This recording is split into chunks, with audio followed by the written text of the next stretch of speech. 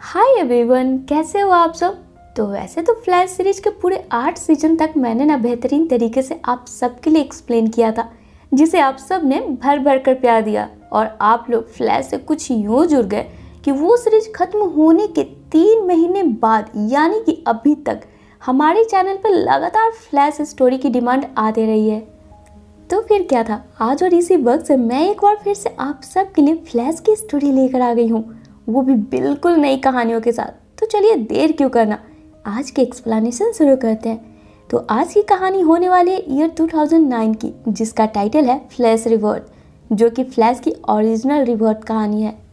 तो basically friends, ये कहानी कॉमिक्स की है जिसमें सारे कैरेक्टर्स को आप पहचानते होंगे अगर आपने मेरी फ्लैश की पूरी एक्सप्लेनेशन देखी होगी। पर हाँ, इसमें कहानी सीरीज से बिल्कुल डिफरेंट होने वाली है, तो प्लीज़ कंफ्यूज मत होइएगा।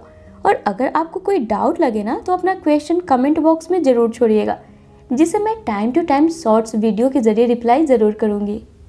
तो कहानी की शुरुआत होती है क्राइसिस ऑफ इन्फिनाइट अर्थ के वार के बाद, जिसमें सभी को ऐसा लगा था फ्लैश मारा गया, जिसके अब 20 साल गुजर चुके हैं। और हम सभी को अब बताया जाता है कि अर्थ पे सबसे पहला स्पीडस्टर जे गैरिक था, और स्पीडस्टर में सबसे पॉपुलर वैली वेस्ट वही आइरिस का भाई। और फिर धीरे धीरे स्पीडस्टर की संख्या बढ़ी और फ्लैश फैमिली में जेसी क्विक और बार्ट एलन और फिर बैरी का दूसरा बेटा डोबर एलन, जो कि धीरे धीरे सभी आगे आए। और फिर हमें बताया जाता है फ्लैश जो क्राइसिस ऑन इन्फिनाइट अर्थ में मारा गया था, दरअसल वो जिंदा है। वो स्पीड फोर्स में फंसा हुआ था, जो कि आखिरकार आज 20 सालों बाद वहां से बाहर निकला है, जिसे देखकर सभी हीरोज और फ्लैश के परिजन खुश थे और सभी सेलिब्रेट भी कर रहे थे। पर फ्लैश पूरे 20 साल बाद लौटा था, जहां चीजें बहुत बदल गई थी और ये समझ नहीं पा रहा था कि इसे अब क्या करना है। वही सभी पार्टी कर रहे होते हैं, जहां पर बैरी यानी कि फ्लैश को देखकर जे गैरिक को पुराने दिन याद आने लगते हैं, जब ये पहली बार बैरी से मिला था। तब जे गैरिक को लगता है पृथ्वी पर सिर्फ यही एक इकलौता स्पीडस्टर है। पर बैरी को पहली नज़र में देखते ही जे समझ गया था कि ये लड़का भविष्य में जरूर कुछ बड़ा करेगा, क्योंकि बैरी ने कभी रुकना सीखा ही नहीं था। और आज सभी ये जानते हैं कि सभी स्पीडस्टर में फ्लैश की अपनी एक अलग ही पहचान है। अब इन बातों को सुन वैली भी अपनी फीलिंग टाइटन के ग्रुप के साथ शेयर करता है कि सच में फ्लैश जितना तेज है उतनी ही इसमें पेशेंस भी है। अब जे गैरिक और वैली जब फ्लैश की तारीफें कर रहे होते हैं, यहाँ पर बार्ट और डोबर मस्ती कर हल्ला गुदाल मचाने लगते हैं और साथ ही एक छोर से दूसरी छोर दौड़ दौड़ कर सभी की शांति भंग करने लगते हैं। और फिर बार्ट बोलता है, मुझे ये समझ में नहीं आ रहा है कि आखिर डैड यानी कि बैरी के लौटने पर आप सब इतने एक्साइटेड क्यों हो।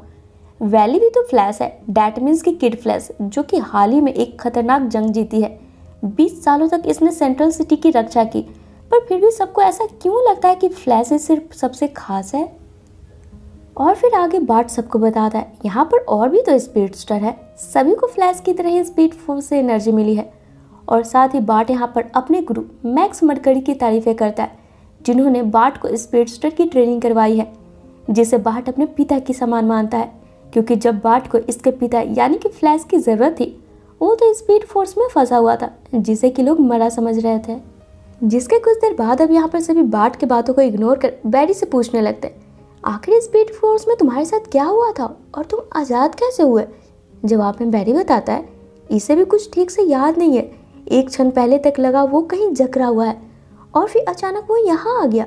जिस पर इसका दोस्त हाल बोलता है, ठीक है, इतना परेशान होने की ज़रूरत नहीं है, हम सभी बस इस बात से खुश हैं कि तुम हमारे साथ हो, तुम्हें एक नई जिंदगी मिली है, तुम मौत को हरा कर लौटे हो दोस्त। वहीं दूसरी ओर हमें एक फील्ड को दिखाया जाता है, जहाँ एक शेर जमीन में गड्ढा खोद कर भाग गया था, जैसे मानो वो कुछ यहाँ पर ढूंढ रहा हो। जिसके कुछ देर बाद टहलते टहलते इधर 2 बच्चे आ जाते हैं, जिन्हें गड्ढे में कुछ दिखाई पड़ता है, जिसे वे बच्चे जैसे एक छड़ी से हिलाकर चेक करते हैं, दरअसल ये ब्लैक फ्लैश का कंकाल होता है। वहीं इधर बैरी जब पार्टी में होता है, यहाँ पर अब एंट्री होती है सैविटार की, जो बैरी के साथ स्पीड फोर्स से यहाँ आ गया था, जो चिल्लाते हुए यहाँ से गुजरता है, अब मैं आज़ाद हूँ। तभी हमारा बैरी भी 20 साल बाद वापस अपने सूट को पहनकर फ्लैश बनकर सैविटार के पीछे निकल पड़ता है और फिर बोलता है, मुझे नहीं पता कि तुम कौन हो और कहाँ से आज़ाद हुए, पर ज़्यादा देर तक आज़ाद रहोगे नहीं। और जैसे ही फ्लैश सैविटार को टच करता है अपने लाइटनिंग वोल्ट के जरिए, जिससे सैविटार की बॉडी पूरी तरीके से जलकर धूल बन जाती है, जहाँ मरने के क्रम में सैविटार बैरी को बोलता है, ये तो बस शुरुआत है और इसी के साथ सेविटार के शरीर से एक तेज रोशनी निकलती है। वही अब इसके बाद सेविटार को खत्म करने के बाद फ्लैश वैली के पास आता है और उसे उसी फील्ड में ले जाता है जहां पर इसे ब्लैक फ्लैश की कंकाल मिलने की खबर मिली थी। तभी यहाँ पर एंट्री होती है एक लड़की की, जो कि वैली पर आते ही अटैक करती है।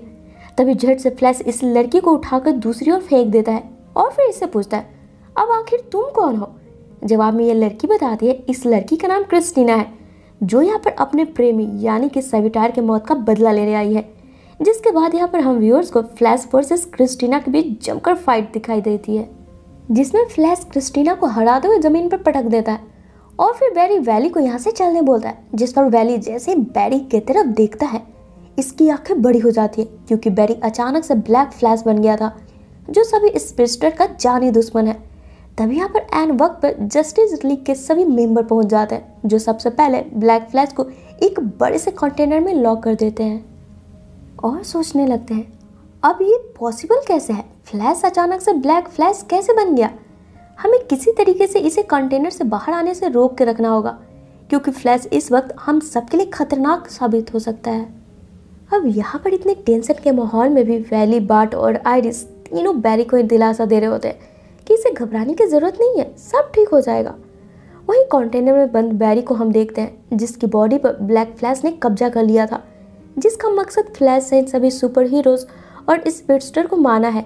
अब ये समझते हैं बैरी किसी तरीके से खुद को कंट्रोल करते हुए अपने कंटेनर के पास हाल अपने दोस्त को बुलाता है और फौरन ही सभी को यहाँ से जाने बोलता है और फिर आइरिस को भी बुलाकर बोलता है, आगे जो भी होना होगा मैं उसके लिए तैयार हूँ, पर एक बात हमेशा याद रखना, मैं हमेशा से सिर्फ तुमसे प्यार करता हूँ और हमेशा करूँगा भी।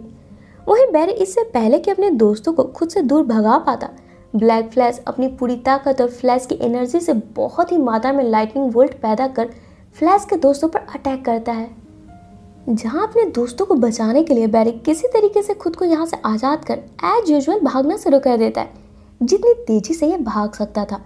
जहां बैरी वापस से स्पीड फोर्स में लौटने का मन बनाता है, क्योंकि बैरी को ऐसा लग रहा था पहले सेविटार, फिर क्रिस्टीना और अब ये ब्लैक फ्लैश, सभी का कनेक्शन कहीं ना कहीं बैरी के स्पीड फोर्स से बाहर आने से जुड़ा हुआ है। तभी यहाँ पर बैरी को फॉलो करता हुआ सुपरमैन भी इसके पीछे आने लगता है और बैरी को बोलता है, तुम ऐसा नहीं कर सकते हो, हमारी टीम ऑलरेडी एक्वामैन और मार्टिन मैन हंटर को खो चुकी है, अब हम में इतनी हिम्मत नहीं है जो हम तुम्हें दोबारा खो सके।